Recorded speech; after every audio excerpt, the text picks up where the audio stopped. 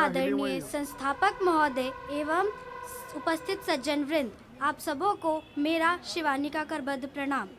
आज 74वें गणतंत्र दिवस की शुभ वेला पर अनंत बधाइयाँ। उन वीरों के बलिदानों को हम व्यर्थ नहीं जाने देंगे, अपने देश के परचम को हम कभी नहीं झुकने देंगे। उद्गारों के साथ सुलभ में गणतंत्र दिवस मनाएंगे। दृढ़ संकल्प हमारा है, हम भारत स्वच्छ बनाएंगे।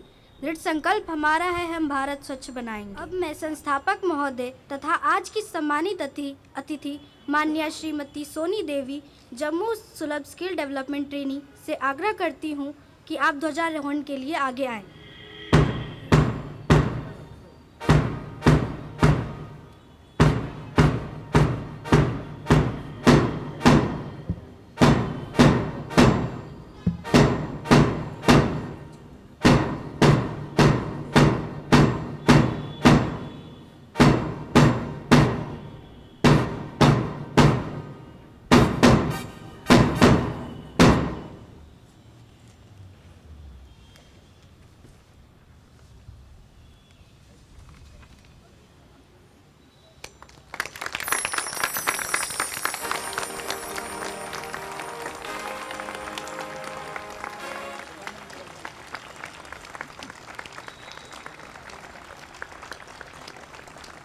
जन गण मन अधिनायक जय हे भारत भाग्य विधाता। पंजाब सिंध गुजरात मराठा द्राविड़ उत्कल बंगा। विंध्य हिमाचल यमुना गंगा उज्जल जलधि तरंगा।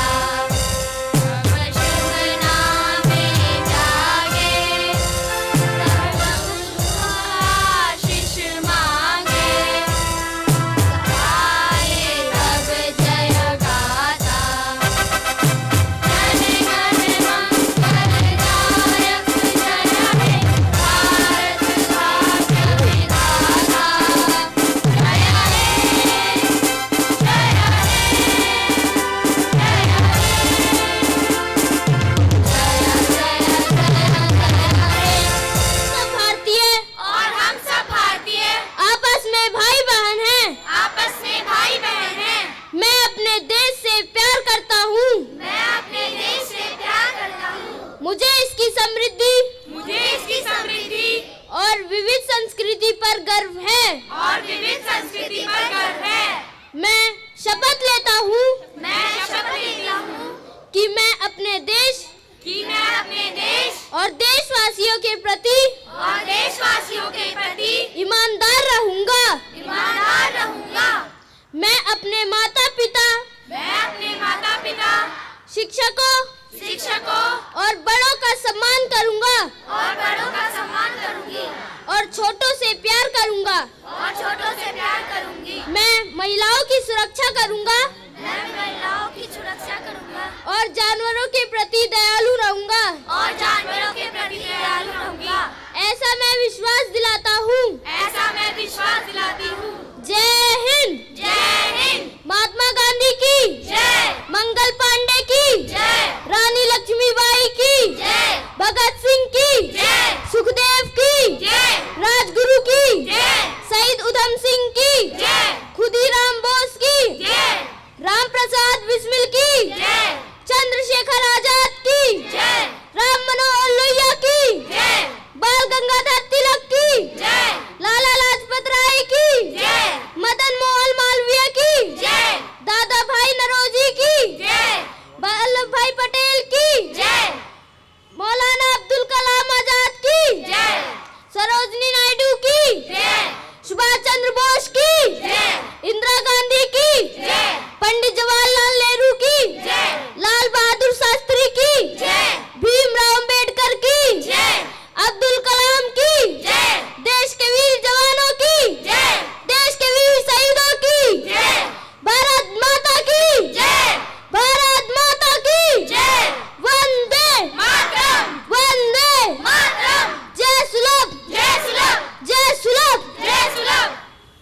आदरणीय संस्थापक महोदय, अध्यक्ष महोदय, प्रधानाचार्य, उपस्थित सज्जनाश्च, शिवानी नाम्नी अहम् 8મી कक्षायाः छात्रा भवतां मध्ये गणतन्त्रदिवसस्य महत्त्वं प्रस्तुमि। गणतन्त्रदिवसः अस्माकं राष्ट्रियोत्सवो वर्तते। 1947 तमे वर्षे अगस्त मासस्य 15 तिथौ अस्माकं देशः स्वतन्त्रः जातः, किन्तु अस्माकं स्वतन्त्रसंविधानस्य अभावात् सर्वे भारतीयाः दुःखिताः आसन्। अन्ते अनेकेषां महापुरुषाणां प्रयत्ने 1950 तमे वर्षे जनवरी मासस्य 26 दिवसे स्वतन्त्रभारतराष्ट्रं गणतन्त्रम् उद्घोषितम्। तत् दिनात् आरभ्य भारतवर्षस्य स्वकीयं संविधानं, स्वकीया शासनप्रणाली च प्रवृत्ता। ततः प्रभृति राष्ट्रियदिवसोऽयं गणतन्त्रदिवस नाम्ना महता समारोहेण सम्मान्यते। अस्मिन् अवसरे भारतदेशस्य राजधान्यां सर्वत्र विद्यालयेषु महाविद्यालयेषु राष्ट्रध्वजारोहणं भवति। डॉक्टर राजेंद्र प्रसाद महाभागः अस्माकं स्वतन्त्रभारतस्य प्रथमः राष्ट्रपतिः निर्वाचितः अभवत्। प्रभातकाले एव राष्ट्रपतिमहोदयस्य शोभायात्रा विजयचतुष्पथात् प्रचलति। तदैव 21 शतघ्निनादेन राष्ट्रपतिमहोदयः सम्मान्यते। स भारतीयसेनायात्रिभ्यः एव सेनाङ्गेभ्यः अभिवादनं स्वीकरोति। तदनन्तरं विद्यालयानां महाविद्यालयानां च विद्यार्थिनः पथसञ्चलनं कुर्वन्ति, वीरतायाः गीतानि अपि गायन्ति। एवं प्रतिवर्षम् अस्यां तिथौ समारोहस्य आयोजनेन एतदेव उद्देश्यं वर्तते यत् वयं स्वराष्ट्रं प्रति स्वकर्तव्यं, राष्ट्रभक्तानां बलिदानां च बुद्धेम। महोत्सवोऽयम् अस्मान् भेदभावं विस्मृत्य राष्ट्रसेवायै, प्रजातन्त्ररक्षायै च प्रेरयति। जयतु भारतम्। हिंदी में अपने विचार प्रस्तुत करेंगी कक्षा 8वीं की छात्रा सोनाली एवं अंग्रेजी में गणतंत्र दिवस का महत्व बताएंगी सुहाना। परम आदरणीय संस्थापक महोदय, अध्यक्ष महोदय, प्रधानाचार्य जी, शिक्षकगण एवं उपस्थित सज्जन वृंद, मैं सोनाली कक्षा 8वीं की छात्रा आप सभी को 74वें गणतंत्र दिवस की हार्दिक बधाई देती हूँ तथा इस दिवस के विषय में अपने उद्गार व्यक्त करती हूँ। हर बच्चा कहता है तिरंगा आज फहराएंगे, आज सुलभ के प्रांगण में गणतंत्र दिवस मनाएंगे। जैसा कि हम सभी जानते हैं कि आज का दिन हम भारतीयों के लिए विशेष महत्व रखता है। 1947 को देश पराधीनता के पिंजरे से मुक्त हो गया था, लेकिन 26 जनवरी 1950 को स्वाधीन भारत का अपना संविधान लागू किया गया। इसलिए इस दिन सच्चे अर्थों में एक पूर्ण प्रभुता संपन्न लोकतंत्रात्मक गणतंत्र का जन्म हुआ। भारत के पहले गणतंत्र दिवस के मुख्य अतिथि इंडोनेशिया के राष्ट्रपति सुकर्णो थे और इस बार 74वें गणतंत्र दिवस के अवसर पर इजिप्ट यानी मिस्र के राष्ट्रपति अब्देल फतेह अल सीसी बतौर विशिष्ट अतिथि शामिल हुए हैं। चलो फिर से आज वो नज़ारा याद कर ले, शहीदों के दिल में थी वो ज्वाला याद कर ले, जिसमें बहकर आज़ादी पहुंची थी किनारे पर, देशभक्तों के खून की वो धारा याद कर लें। इस दिन प्रातःकाल सबसे पहले हमारे प्रधानमंत्री इंडिया गेट पर अमर जवान ज्योति पर देश के शहीदों के प्रति श्रद्धा सुमन अर्पित करते हैं। तत्पश्चात राष्ट्रपति ध्वजारोहण करते हैं। इसके बाद सेना के तीनों अंगों पुलिस बलों के जवान परेड करते हुए राष्ट्रपति को सलामी देते हैं। विद्यालयों के बच्चे तथा विभिन्न राज्यों से आए लोक नर्तक अपनी कला का प्रदर्शन करते हैं। गणतंत्र दिवस के मौके पर अशोक चक्र और कीर्ति चक्र जैसे सम्मान दिए जाते हैं। यह पावन पर्व उन महान स्वतंत्रता सेनानियों की संघर्ष की याद दिलाता है जिन्होंने हम भारतवासियों को परतंत्रता की बेड़ियों से आज़ादी दिलाई और खुली हवा में सांस लेने का अवसर दिया। गणतंत्र दिवस के विशेष अवसर पर हमें वीर बलिदानियों, समाज सुधारकों तथा देश का गौरव बढ़ाने वाले महापुरुषों से प्रेरणा लेनी चाहिए। सुलभ संस्था के संस्थापक मानक हस्ताक्षर पद्म भूषण डॉक्टर विंदेश्वर पाठक जी, जिन्होंने समस्त चुनौतियों को स्वीकार कर उनको पार करते हुए समाज, देश और यहाँ तक कि विदेशों में भी अपनी सफलता और समाज के प्रति अपनी कर्तव्य निष्ठा का परचम लहराया है। आप केवल सुलभ परिवार के लिए ही नहीं अपितु समस्त देशवासियों के लिए प्रेरणा का स्रोत है। और अंत में अपनी वाणी को विराम देते हुए मैं यही कहना चाहूँगी, ना हो कोई दुखी भारतीय यहाँ पर, ऐसा दुख निवारक हिंदुस्तान बनाते हैं। गणतंत्र दिवस हो शौर्य से भरा, ऐसा सुख संपन्न भारत सजाते हैं। जय हिंद, जय Bharat. A very good morning to respected founder sir, eminent guests, principal ma'am, teachers and my dear friends. I am Suhana of class 8. We all have assembled here to celebrate this auspicious occasion, 26 January. First of all, hearty greetings to all of you on Republic Day.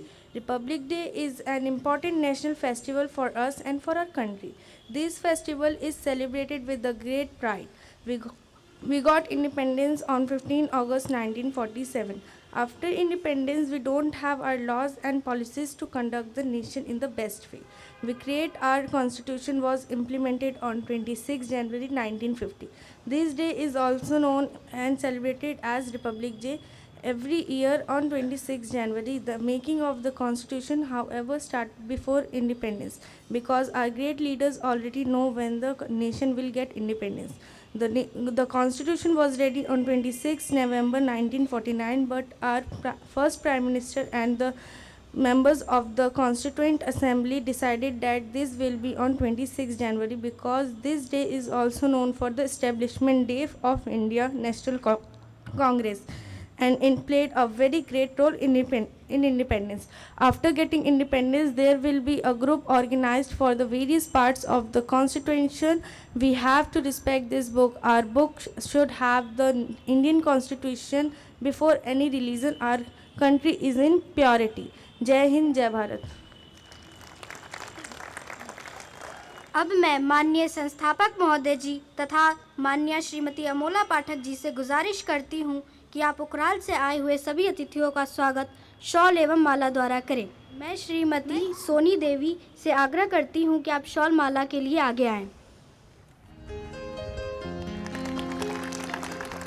अब मैं सुश्री रिम्पी देवी से आग्रह करती हूँ कि वे shawl माला के लिए आगे आएं. मैं माननीय संस्थापक महोदय जी से आग्रह करती हूँ कि आप अपने कर कमलों द्वारा आज की सम्मानित अतिथि श्रीमती सोनी देवी को स्वर्ण पदक से सम्मानित करें.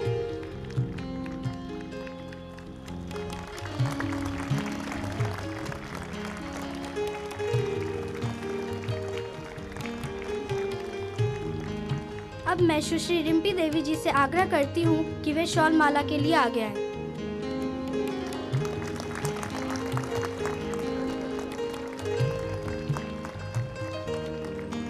अब मैं सुश्री सोनम देवी जी से आग्रह करती हूँ कि वे शॉल माला के लिए आगे आएं.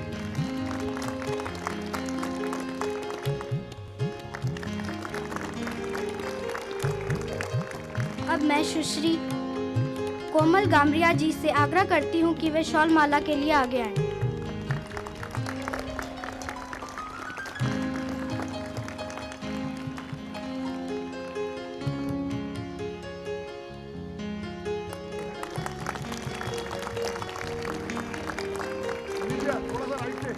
अब मैं सुश्री काजल देवी जी से आग्रह करती हूँ कि वे शॉल माला के लिए आगे आएं.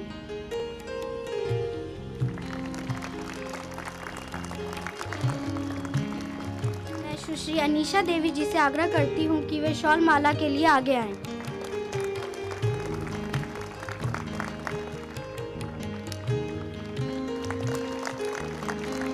अब मैं सुश्री रिजवाना बानो जी से आग्रह करती हूँ कि वे शॉल माला के लिए आगे आएं.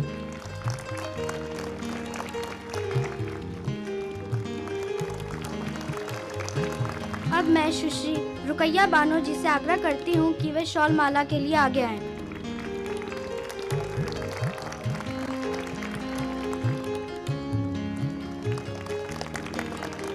सुश्री किरण देवी जी से आग्रह करती हूँ कि वे शॉल माला के लिए आगे आएं.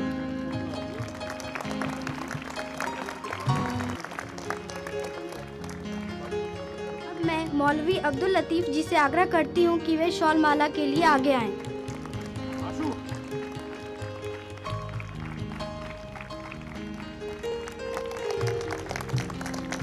अब मैं श्री रौनक सिंह जी से आग्रह करती हूँ कि वे शॉल माला के लिए आगे आएं.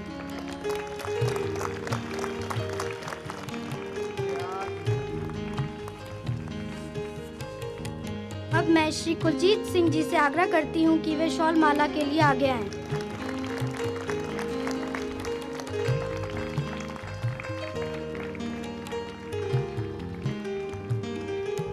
अब मैं श्री जितेंद्र सिंह जी से आग्रह करती हूँ कि वे शॉल माला के लिए आगे आएं.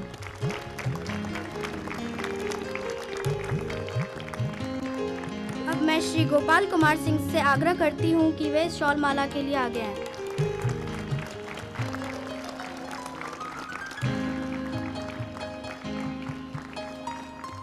अब मैं कक्षा 8वीं की छात्रा बेबो बिष्ट से आग्रह करती हूँ कि वे श्रीमती सोनी देवी जी के प्रशस्ति पत्र का उद्बोधन करें। 74वें गणतंत्र दिवस समारोह के अवसर पर हमें श्रीमती सोनी देवी का अभिनंदन करते हुए अत्यंत हर्ष की अनुभूति हो रही है। आप पूर्व में सुलभ कौशल विकास केंद्र उखराल की प्रशिक्षार्थी रह चुकी हैं और आज हम सबके समक्ष खड़ी होकर आपने गणतंत्र दिवस समारोह के पावन अवसर पर सुलभ प्रांगण में ध्वजारोहण किया। उखराल गांव भारत में केंद्र शासित राज्य जम्मू के रामबन जिले की पोगल परिस्तान तहसील में स्थित है। जैसा कि हम सब जानते हैं कि पुरुषों की तुलना में महिलाओं को आगे बढ़ने के लिए ज़्यादा मेहनत एवं मशक्क़त करनी पड़ती है, क्योंकि भारतवासियों के दिमाग में यह बात बैठ गई है कि घर और समाज को बेहतर तरीके से सिर्फ पुरुष ही चला सकते हैं। शहरों में तो महिलाओं ने अपनी एक अलग पहचान बना ली है, परंतु गांव में महिलाओं को पढ़ने लिखने और पुरुषों के साथ बराबरी करने को बहुत बुरा मानते हैं। लेकिन श्रीमती सोनी देवी ने बहुत हिम्मत के साथ अपने अस्तित्व को बनाए रखने के लिए न सिर्फ अपनी पढ़ाई लिखाई पूरी की, अपितु अपने एवं अपने परिवार के भविष्य को संवारने एवं जीविका अर्जित करने के लिए सुलभ कौशल विकास केंद्र में वर्ष 2014 में 1 वर्ष का कंप्यूटर ट्रेड में एवं वर्ष 2016 में 1 वर्ष का सिलाई एवं कटाई ट्रेड में सफलतापूर्वक डिप्लोमा हासिल किया। पूरी शिद्दत के साथ अपनी ट्रेनिंग के पश्चात श्रीमती सोनी ने उखराल के जम्मू एंड कश्मीर बैंक में नौकरी प्राप्त की, जिसके लिए हम आपको बधाई देते हैं। इसके अलावा आप अपने घर को चलाने के लिए लोगों के कपड़े इत्यादि भी सिलती हैं और इस तरह श्रीमती सोनी ने बहुत अच्छे से घर और बाहर के संतुलन को बनाए रखा है। श्रीमती सोनी देवी देश की सभी महिलाओं एवं युवा वर्ग के लिए एक प्रेरणा स्रोत के रूप में उभर कर सामने आई हैं। अभी हाल ही में आपका विवाह एक बहुत ही सुशील लड़के श्री रौनक ठाकुर से हुआ है। सुलभ इंटरनेशनल के संस्थापक एवं प्रेरणा डॉक्टर विंदेश्वर पाठक को जब उखराल गांव के विषय में जानकारी हुई तो उनसे रहा नहीं गया और उनके कदम एक और मिशन की तरफ स्वतः ही उठ गए और उन्होंने उखराल जिला रामबन जम्मू में आपने सुलभ कौशल विकास केंद्र की स्थापना की। 1 अगस्त 2014 को पूर्व न्यायाधीश श्री तीरथ सिंह ठाकुर के कर कमलों द्वारा उसका उद्घाटन करवाया। डॉक्टर पाठक ने नारी सशक्तिकरण को बनाए रखने और आगे बढ़ाने में अपना पूरा योगदान दिया है और उन्हें अपने पैरों पर खड़ा होने के लिए भी समय समय पर प्रेरित किया है। 2014 से लेकर अब तक इस प्रशिक्षण केंद्र द्वारा लगभग 800 से ज़्यादा लड़कियों एवं लड़कों को प्रशिक्षित किया जा चुका है और आज भी वह जारी है। प्रशिक्षण पूर्ण करने के पश्चात सभी अपनी अपनी जीविका स्वयं अर्जित कर रहे हैं। जैसा कि हम सभी जानते हैं, डॉक्टर पाठक ने सिर पर मानव मल ढोने वाले अछूतों को मैला ढोने जैसे अमानवीय कार्य से मुक्ति दिलाकर नई दिशा व्यवसायिक प्रशिक्षण केंद्र के माध्यम से उन्होंने स्कैवेंजरों को पढ़ाया लिखाया और अलग अलग व्यवसायों की ट्रेनिंग भी दिलाई ताकि वे अपनी जीविका स्वयं अर्जित कर सकें। इसके अलावा डॉक्टर पाठक ने वृंदावन, वाराणसी एवं उत्तराखंड की विधवाओं एवं उनके बच्चों के लिए भी कई कल्याणकारी कार्य किए हैं। आज भारत के 74वें गणतंत्र दिवस समारोह के अवसर पर श्रीमती सोनी देवी का सम्मान कर हम सुलभ के अंदर और बाहर की सभी महिलाओं को गौरवान्वित महसूस करवाना चाहते हैं, जिसकी वे हकदार हैं। इसके साथ ही आज हम उखराल गांव के समस्त निवासियों का भी सम्मान करते हैं। सुलभ का यह कदम उन्हें अशिक्षा एवं बेकारी के अंधकार से निकालकर शिक्षा एवं रोजगार के प्रकाश की दिशा में ले जाने का एक प्रयास है। इस पावन अवसर पर हम श्रीमती सोनी देवी के माता पिता को भी बधाई देना चाहते हैं, जिनके प्रयास एवं प्रोत्साहन के बिना श्रीमती सोनी देवी अपनी मंजिल तय नहीं कर सकती थी। एक बार पुनः हम श्रीमती सोनी देवी को इस पावन अवसर पर सुलभ प्रांगण में उनकी उपस्थिति एवं झंडोत्तोलन के लिए हृदय से धन्यवाद देते हैं और उनके अच्छे स्वास्थ्य और भविष्य के सभी प्रयासों में सफलता प्राप्त हो ऐसी कामना करते हैं। जय सुलभ, जय हिंद, वंदे मातरम। अब मैं माननीय संस्थापक महोदय एवं माननीय श्रीमती अमोला पाठक जी से अनुरोध करती हूँ कि आप अपने कर कमलों द्वारा सोनी देवी जी को प्रशस्ति पत्र प्रदान करें।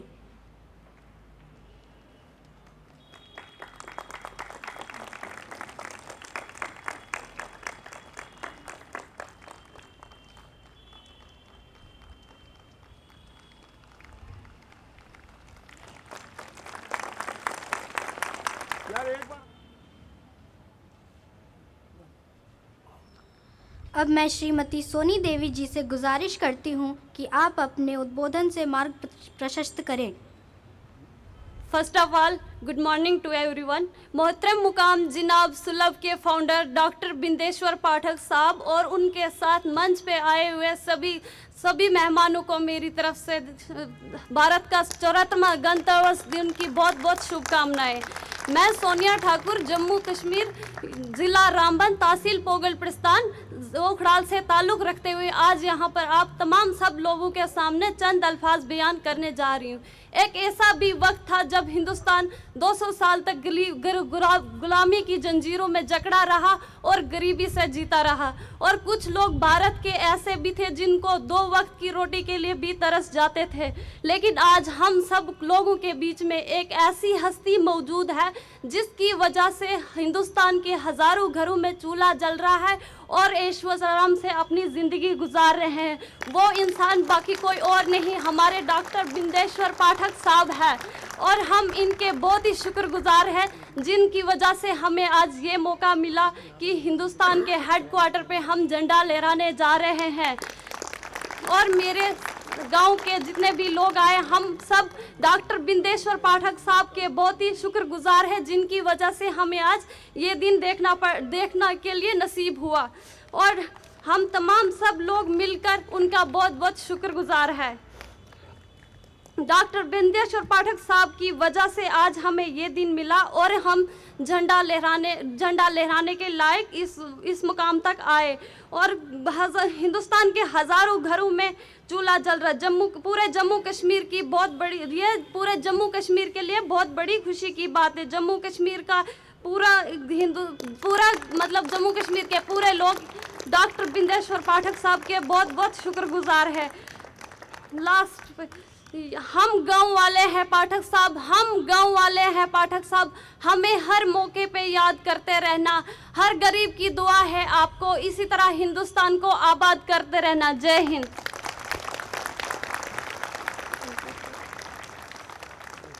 बहुत बहुत धन्यवाद आपका इतने अच्छे वक्तव्य के लिए। अब मैं माननीय संस्थापक महोदय जी से करबद्ध प्रार्थना करती हूँ कि आप अपनी मधुर एवं प्रेरणाप्रद वाणी द्वारा हमारा मार्गदर्शन करें। भारत के 74वें गणतंत्र दिवस के अवसर पर मैं सारे देशवासियों को सुलभ के मित्रों को और दुनिया में जहाँ जहाँ भारतीय रह रहे हैं सबों को अपनी ओर से और सुलभ परिवार की ओर से बधाई देता हूँ।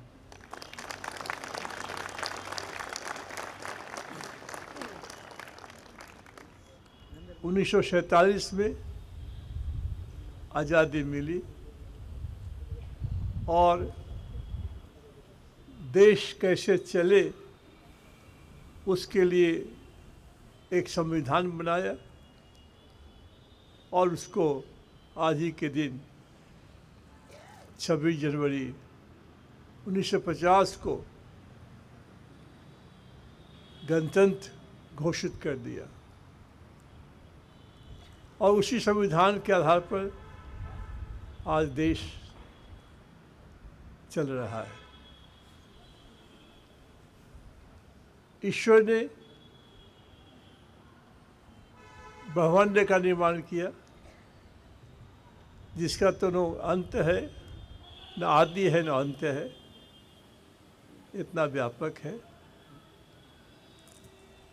लेकिन उसी में से, उसी अनंत में से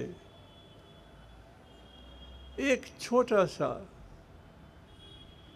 हमने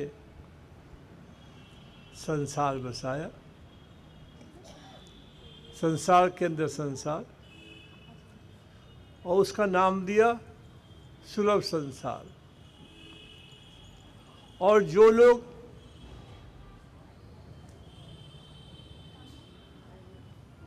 हमारे साथ जुड़े हैं उनको हमने सुलभ मित्र का संबोधन किया है। और महत्वपूर्ण बात यह है कि अमेरिका के राष्ट्रपति ने कहा था, यह मत पूछो कि देश ने तुम्हारे लिए क्या काम किया है, यह पूछो कि तुमने देश के लिए क्या काम किया है। तो जो झंडा हमने फहराया है आज, इसकी स्थापना 1970 में हुई और सबों को आज़ादी मिली 1947 में, लेकिन भारत के नागरिकों में एक समुदाय ऐसा भी था जिसको देश की आज़ादी तो मिल गई, बट उनको अपमान से आज़ादी नहीं मिली, क्योंकि वो मैला ढोने का कार्य करते थे। कितना अच्छा काम करते थे कि वो सफाई का काम नहीं करते तो लोग बीमार पड़ जाते, मर जाते, हैजा हो जाता। लेकिन समाज ने क्या दिया उनको? Dirty work, dirty worker. और जितना ह्यूमिलिएशन, इंसल्ट, ड्रजरी हो सकता है उतना उनको समाज ने दिया। जन्म से लेकर मृत्यु तक जहाँ जाते थे, वो जिस जगह जाते थे, लोग अछूत अछूत कह करके अपने से दूर रखते थे। साथ में खाना खाना, पानी पीना, ये सब तो बात की दूर है, बात संभव ही नहीं था। उसी शहर में ईश्वर की पूजा के लिए जो मंदिर बनाए गए थे उसमें सब लोग जा सकते थे, लेकिन वो समाज, स्कैवेंजर्स का समाज, ह्यूमन स्कैवेंजर्स का, उनको जाने की अनुमति नहीं थी। आज सिर्फ एक वाकया बता रहा हूँ। 1988 में हिंदुस्तान टाइम्स के मुख्य पृष्ठ पर एक समाचार आया कि भारत के राष्ट्रपति माननीय श्री आर वेंकटरमन नाथद्वार टेम्पल में हरिजनों का नेतृत्व कर प्रवेश करना चाहते हैं। मुझे लगा कि ऐसी क्या बात हो गई कि राष्ट्रपति को जाना पड़ रहा है। तो हमने, जो स्कैवेंजर्स वर्ग के लोग थे, तो हमने 100 से अधिक जो वाल्मीकि समुदाय की लड़कियां थी, लड़के थे, लोग थे, ब्राह्मणों को, अन्य जातियों को लेकर के नाथद्वारा गए। हम जब पहुँचे जहाँ रहना था हम लोगों को, वहाँ के जिलाधिकारी आ गए और माननीय एसपी साहब आ गए और उन्होंने कहा कि आपको हम फोर्स उपलब्ध कराएंगे जाने के लिए, क्योंकि आपके साथ लड़कियां हैं और वहाँ पर हल्ला होता है,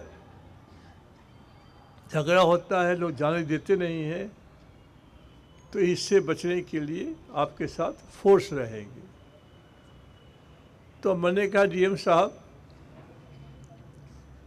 मैं फोर्स लेकर तो नहीं जाऊंगा, मैं गांधी का अनुयायी हूँ और अहिंसात्मक तरीके से समाज को हम बदलना चाहते हैं। हमें कोई वायलेंस करना नहीं है, हमें कोई बुरी बात नहीं वो कहनी है किसी को। हम जाएंगे स्नान करके पूजा करने के लिए मंदिर में जाएंगे, वो जाने देंगे तो हम लोग जाएंगे और नहीं जाने देंगे तो हम लौट आएंगे, बट हम सुरक्षा लेके नहीं जाएंगे। तो उन लोगों ने कहा कि ठीक है आप ऐसा कहते हैं तो, लेकिन हम और एसपी साहब दोनों सादे वस्त्र में रहेंगे। हमको आपकी मर्जी है, आपका ज़िला है, मालिक आप हैं, एसपी साहब मालिक हैं, तो आप वहाँ रह सकते हैं, मुझे कोई इतराज़ नहीं है, लेकिन फोर्स के साथ आप भी नहीं आएंगे। वो राजी हो गए। हमने सबको नए वस्त्र दिए, महिलाओं को साड़ी, बच्चियों को ड्रेस और फिर ब्राह्मणों को धोती और लोगों को धोती, ये सब करके नहा सुहा के हम लोग पहुँचे। सबको 21 रुपया हाथ में दिया और 1-1 किलो प्रसाद दिया हमने। और मंदिर में जब गए तो पहले संस्कृत में कुछ श्लोकों का उच्चारण हुआ, पंडितों ने श्लोकों को पढ़ा और फिर हम लोग प्रवेश किया मंदिर में। प्रवेश करने के बाद हम लोगों ने पूजा अर्चना की। वहाँ है कि जो भगवान कृष्ण की मूर्ति है वो दूर रखा हुआ है और घेरा हुआ है, तो आप वहाँ तक नहीं जा सकते हैं, दूर से ही आपको करना पड़ता है। तो जो पुजारी हैं वो दक्षिणा ले करके और प्रसाद लेके चढ़ा देते हैं। तो हम लोगों ने वैसे ही किया, सबको 21 रुपया 1-1 किलो मिठाई, और हमने अपने हाथ में 500 रुपया लिया और मिठाई। गए हम लोग, अच्छे से पूजा अर्चना की। बाद में हम निकले तो 1.5 घंटे तक हम लोग छुआछूत पर चर्चा की, हम लोगों ने भजन कीर्तन किए हमने, और जो ब्राह्मण थे वहाँ के वो भी साथ आ गए, वो भी भजन करने लगे। तो जब देखा कि वो लोग आ गए तो उन्होंने पूछा कि भाई सुना कि यहाँ पर मारपीट होती है, आप जाने नहीं देते हैं मंदिर पूजा करने के लिए, और राष्ट्रपति महोदय आना चाहते थे यहाँ पर, तो ये बात क्या है? तो एक पंडित ने कहा कि आप बहुत बुद्धिमान हैं क्या? हम कहे नहीं, हम तो कोई बुद्धिमान नहीं है, आप बात बताइए। अरे आप जब दिल्ली से चले थे तो हम लोगों को पता चल गया था कि आप वाल्मीकि महिलाओं और लोगों को ले करके मंदिर प्रवेश करने आ रहे हैं, तो ये मत समझिए कि हम लोग नहीं जानते थे कि आप आ रहे हैं। मंदिर में पूजा करने में कोई दिक्कत हुई? उनके नहीं। कोई कष्ट हुआ? नहीं। किसी ने कुछ कहा आपको? तो नहीं। तो आप मंदिर के तरीके से, उसके नियम के हिसाब से आप स्नान करके आए, प्रसाद दक्षिणा लेके आए, और आपका दर्शन हो गया भगवान कृष्ण का। लेकिन मैं नाम नहीं लूँगा, जो लोग आते थे वो लिखे रहते थे मैं हरिजन हूँ, पेट पर जूता पहने हुए हैं, सिगरेट पी रहे हैं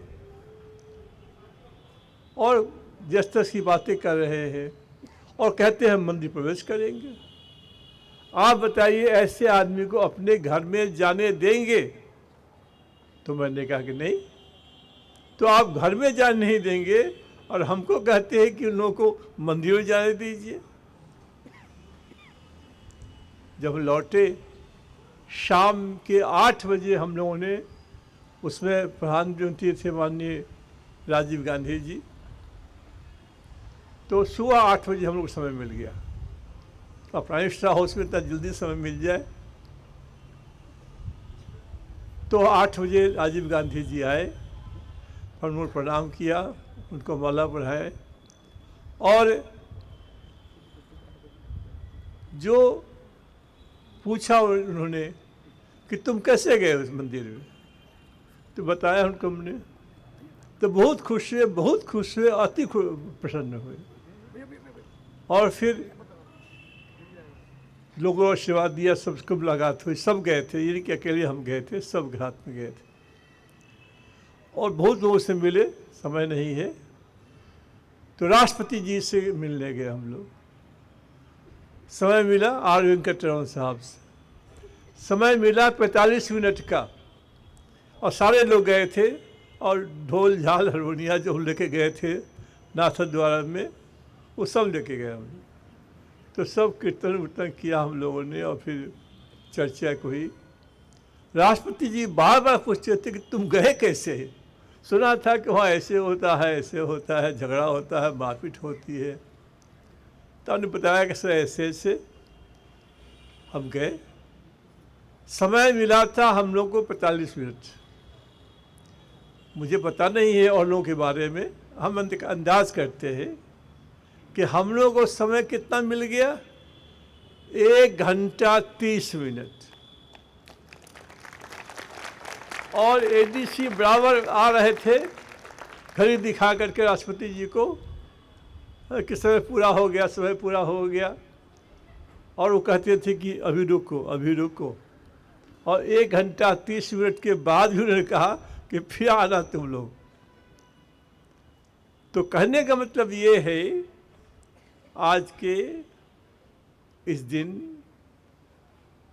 कि हर भारतवासी को जो देश की समस्या है, जो समाज की समस्या है, उसका समाधान कैसे हो सके उस पर काम करना है। न कि 7वीं शताब्दी में क्या हुआ, 10वीं शताब्दी में हुआ क्या हुआ, उनका नाम क्या था, उनका काम क्या थे। भैया ये दुनिया ही ऐसी है, ये तो बलशाली लोगों की दुनिया है। अभी भी आप देख रहे हैं जो संसार में हो रहा है, जो मजबूत लोगों की दुनिया है, तो जिसकी लाठी उसकी भैंस। लेकिन उसी में समाज के लिए काम करना है। तो आप क्या आज हो सकता है और आगे क्या हो सकता है, इसको तय करना चाहिए। और छोटी सी बात है इसमें, 4 भाई है तो 4 भाई को सबको बराबर बराबर दे दो, कोई झगड़ा नहीं होगा। अब आपने 2 को 3 को इतना दे दिया, 1 को इतना दे दिया, 3 को इतना दे दिया, झगड़ा चल रहा है, उसका अंत ही नहीं हो रहा है। तो ये है कि एक देश एक कानून। इस देश में जनसंख्या नियंत्रण, ये 2 चीज़ बहुत ही महत्वपूर्ण है। और जब तक ये नहीं होगा तो देश में शांति में कठिनाई होगी। इसलिए आगे क्या होना चाहिए उस पर हम लोग काम करना है। उसके बाद एक छोटी सी कहानी कह करके आज ये बात समाप्त कर रहे हैं कि 2 भाई था, दोनों में बहुत प्यार था, प्रेम था। तो दोनों जब जाते थे मार्केट, बाजार, तो उनके दोनों के एक लड़के थे। दोनों के लिए दोनों भाई जब जाते थे तो कुछ ना कुछ लेके आते थे। एक दिन बड़ा भाई मार्केट में गया, जब लौट रहा था तो 2 आम खरीदा उसने। तो एक आम कुछ बड़ा था और एक आम थोड़ा छोटा था। तो रास्ते में सोचने लगा कि मेरा लड़का तो दौड़ता है दाएं तरफ और छोटे भाई का दौड़ता है बाएं तरफ। तो उसने क्या किया कि दाएं हाथ में बड़ा आम ले लिया और बाएं हाथ में छोटा आम ले लिया। अब जो पहुंचा घर तो वहाँ उसने उल्टा हो गया। तो क्या हो गया, बड़े का लड़का दौड़ गया बाएं तरफ और छोटे का दौड़ गया दाएं तरफ। अब वो देखे करे कि तो क्या करे, वो तो आम रखा था अपने बेटा के लिए दाएं हाथ में और उसका भतीजा आ गया। तो उसने क्या किया बताइए आप लोग, कुछ कर सकते हैं? हाँ, ये शर्मा जी बता रहे हैं। उसने हाथ को ऐसे कर दिया। तो राजा जिस राज्य का हो, समाज का हो, संस्था का हो, कहीं का हो, राजा जब ऐसे करेगा तो उस देश में अशांति रहेगी। राजा का काम है ऐसे न्याय करना। विषय वस्तु है।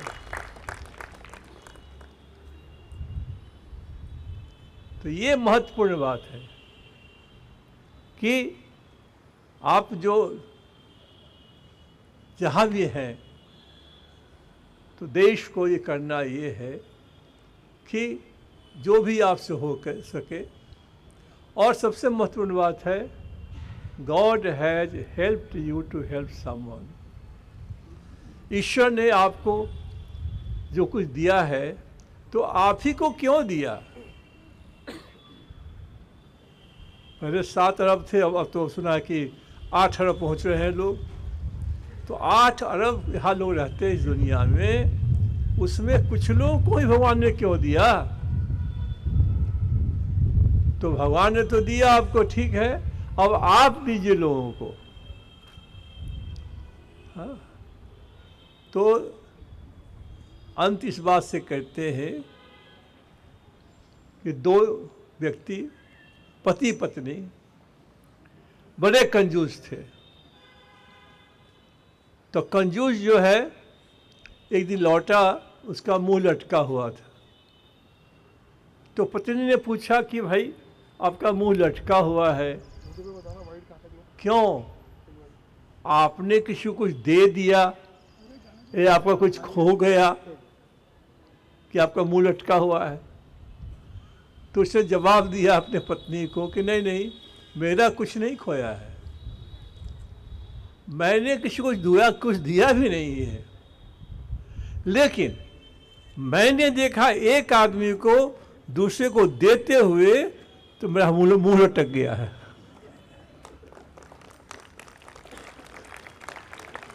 तो कंजूस कैसे होते हैं कि देंगे भी नहीं, लेकिन दूसरा कोई दे रहा है तो उनका मुंह लटक रहा है। क्या देख के दीजिएगा? अरे भैया देख, हमको यही काम है कि देख के दें। हम मेरे पास कोई आदमी आया, बोला कि ये मदद कर दी, हम कर दिया। अब जो बैठा हुआ सामने वो चला गया, अरे आप पाठक जी आप ऐसे कर देते हैं, पता नहीं उस पैसे का क्या करेगा वो। तो मेरा काम ये भी है क्या? तब जिसको हम पैसा दे, मदद करे, उसका हिसाब भी देखें हम क्या? भैया अब जो करेगा वो जाने, उसका काम जाने, हमको तो कहा दे दिया हमने। तो कहने का मतलब है कि सुलभ परिवार जो हमने बनाया है, सुलभ संसार बनाया है, इसमें हमसे अमेरिका से एक प्रश्न पूछा गया था कि सभी लोग सुखी कैसे होंगे। सोचा होगा उन लोगों ने कि हम कहेंगे एजुकेशन दो, शिक्षा दो, उद्योग लगाओ, बिजनेस करो, खेती की उपज बढ़ाओ, कुछ ऐसे जवाब देंगे हम। यही सोचा था उन लोगों ने। हमने कहा भैया पहले का सवाल है कि 7 अरब लोग रह रहे हैं संसार में, आधे लोग सुखी है, आधे लोगों को कठिनाई है, तो एक आदमी एक को मदद कर दे, सब सुखी हो जाएगा। बात खत्म। तो आज के गणतंत्र दिवस के अवसर पर हम लोग एकत्रित हुए और जो क्या नाम क्या सुश्री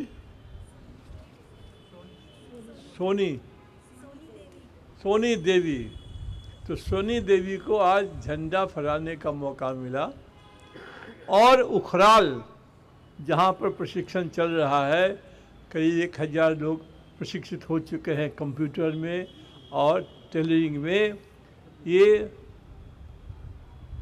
जो मुख्य न्यायाधीश उच्चतम न्यायालय के माननीय श्री टी.एस. ठाकुर जी, उनकी प्रेरणा से मैंने उखराल में ये संस्था शुरू की और 2 साल बीच में जो कोविड का पीरियड था उसको छोड़ करके बाकी बहुत अच्छे से संचालन चल रहा है और बच्चे ट्रेनिंग ले रहे हैं। और खुशी की बात है कि जो जो प्रशिक्षण लिया है जिन्होंने, सबको अपना काम मिला हुआ है, अपना अपना काम सब लोग कर रहे हैं। ये बहुत खुशी की बात है। और इन सारे बच्चों को एक आदमी सामने है हमारे, वो लतीफ़ साहब है। पूरा नाम क्या है इनका? पूरा नाम क्या है लतीफ़ साहब का? मौलवी लतीफ़ साहब है। तो इनका दुआ आशीर्वाद भी इन लोगों को है कि जब जब बच्चे यहाँ आते हैं उनके साथ ये जरूर आते हैं। बहुत ताली बजाई इनके लिए। और इनको ढाढ़स बढ़ाते हैं बच्चों को। तो आज के दिन सुलभ के लिए तो बहुत बात कहने के लिए है। अभी दुनिया में ऐसा कहीं नहीं हुआ आज तक कि एक गैर सरकारी संगठन जिन विषयों पर काम करता हो उसको ग्रेजुएशन में और एमए में पढ़ाई हो रही है। 23 यूनिवर्सिटी पढ़ाई हो रही है। और जम्मू कश्मीर से जहाँ से ये लोग आए हैं वहाँ पर 80 कॉलेज में पढ़ाई शुरू हो गई है। 80 कॉलेज में। तो ये है कि जो आप जितने सुलभ के परिवार के लोग हैं या जो बाहर के लोग हैं, एक ही बात हमसे मेरा अनुरोध है कि God has helped you to help someone. और भगवान ने आपको आशीर्वाद दिया है कुछ मदद करने के लिए। और जिसने किसी आदमी को, ये मेरा कोटेशन है कि जिस किसी आदमी ने दूसरे के तकलीफ़ में मदद नहीं की है, इसका मतलब उस आदमी ने अब तक भगवान की पूजा नहीं की है। ये खाली मंदिर जाने से, फूल चढ़ा देने से, चीरने से, और आप जाते हैं मंदिर में, कोई ऐसा आदमी नहीं वहाँ है जाता है कहे कि भगवान हम फलना को मदद करने के लिए आए हैं, उसको मदद करेंगे, आप बताना चाहते हैं। नहीं, सब कहता है भगवान हमको 4 घर है, हमको 8 घर दे दो। हाँ, 4 गाड़ी है, 10 गाड़ी दे दो। इतना करोड़ रुपया है, इतना अरब दे दो। पर सब भगवान के यहाँ मांगने जाता है, देने को नहीं जाता है। भगवान जी भी पता नहीं कितने कष्ट में होंगे क्योंकि हर आदमी मांग नहीं आता है हमसे। तो कहने का मतलब है कि जब आप देना शुरू करते हैं, जिसने देना सीख लिया उसने जीना सीख लिया। आप जहाँ बैठे हैं, ये जगह लिया था हमने बागवानी लगाने के लिए। तो मैंने सोचा बागवानी लगाएंगे तो इसमें केला होगा, अमरूद होगा, नींबू होगा, आम होगा, तो इसमें आएंगे घूमने के लिए, तो आम, केला, नींबू तो हमसे बात नहीं करेगा। तो हमने कहा नहीं, यहाँ पर ऐसी बात करनी चाहिए जो लोग यहाँ आए, घूमे, देखें। आज इतनी खुशी होती है कि सुबह से शाम तक यहाँ तांता लगा रहता है। ये म्यूजियम, जो सुलभ ट्रेडिशनल म्यूजियम के लोग यहाँ खड़े हैं म्यूजियम देखने के लिए, जो काम हुआ है उसको देखने के लिए। और जो आते हैं, अभी कॉमनवेल्थ की एक लेडी आई थी, उन्होंने कहा कि ओएसिस है, ये तो ओएसिस है, ये तो ओएसिस है। सब ने कहा कि भाई जगह छोटा है, लेकिन सतसैया के दोहरे और नावक के तीर, देखन में छोटन लगे, घाव करे गंभीर। तो ये जो है हम लोगों ने जो प्रयास किया है, अभी एक उस अखबार का नाम हम नहीं बताएंगे आपको, वहाँ से इंटरव्यू में आया था मेरे पास में। तो उन्होंने कहा कि अब भारत के अलावे क्या करना चाहते हैं। तो हमने कहा कि अब विश्व में जाना चाहते हैं, लोगों को अपना संवाद पहुंचाना चाहते हैं, बताना चाहते हैं कि उस सैनिटेशन की समस्या जो आपके यहाँ है उसका निदान कैसे होगा। और हमने पेपर बनाया है circular economy in sanitation, circular economy in sanitation. प्रधानमंत्री जी को भेजा था हमने आर्टिकल, उनका भी जवाब आया, बहुत उनका आशीर्वाद मिला।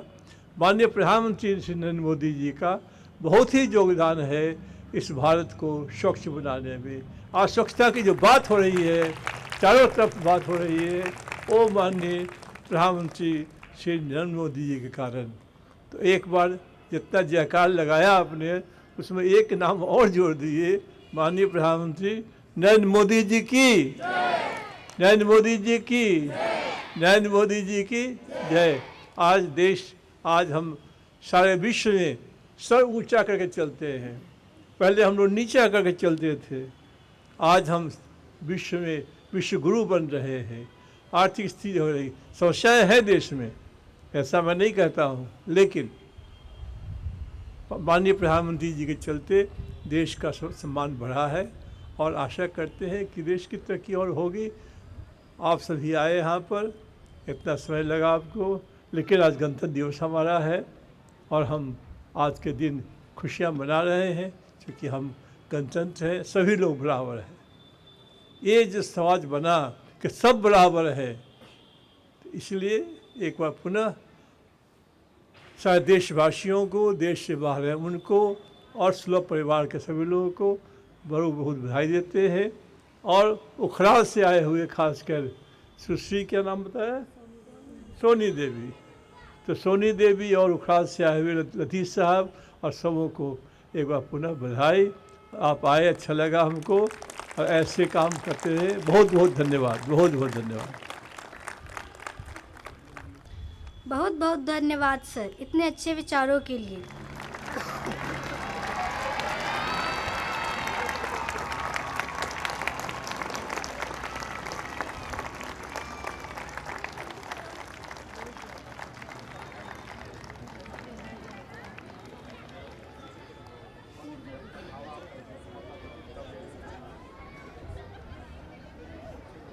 जस्ट कि सर सोसाइटी को देख के सर, प्रेशियस फ्रेंड्स सारे sir, how you can motivated feel this age sir. न बाएं देखो न दाएं देखो, सिर्फ आगे देखो। वही सर आपकी एनर्जी देख कर sir, literally sir we are youth are just motivated sir. हमारी एनर्जी तो भगवान से मिलती है, एनर्जी तो भगवान के पास है, मेरे पास तो नहीं है सर। लेकिन ये है कि आप जो है सीधे देखोगे, अपने काम पर ध्यान रखोगे, डिमोटिवेट तो होगे। जब सफलता नहीं मिलती है तो आदमी डिमोटिवेट हो जाता है। वही ना सर आपका सर मैंने, लेकिन जिस दिन मैंने सोचा कि आत्महत्या कर लेंगे, ठीक है, हम फ्रस्ट्रेट हो गए थे, तो उस दिन सोचा कि 500 आज आत्महत्या कर लेंगे। उसी दिन मुझे 500 रुपया मिल गया आराम से। तो एक है टू एंड लाइफ, अदर की लाइफ डार्कनेस। तो आप मुझे जितना भी सोचिए, हम मोटिवेट करेंगे और आप मेहनत करो, मेहनत का फल मीठा होता है। दूसरे की बात में सोचो, जो देखो ये उंगली है ना, ये उंगली है कि नहीं है, ये कैसे है, इधर है, तो उंगली उठती है किस पर, तो ऊपर होता है, उंगली ऐसे नहीं उठती है। अपना काम करो ना, खाओ पियो मौज रहो, मस्त रहो। संसार क्या कर रहा है मुझे कोई मतलब नहीं, लेकिन उससे पीछे पड़ जाओ तो मुश्किल हो जाएगा। जो पड़ोसी होंगे, लोग होंगे, वो तो लोगों का काम है कहना।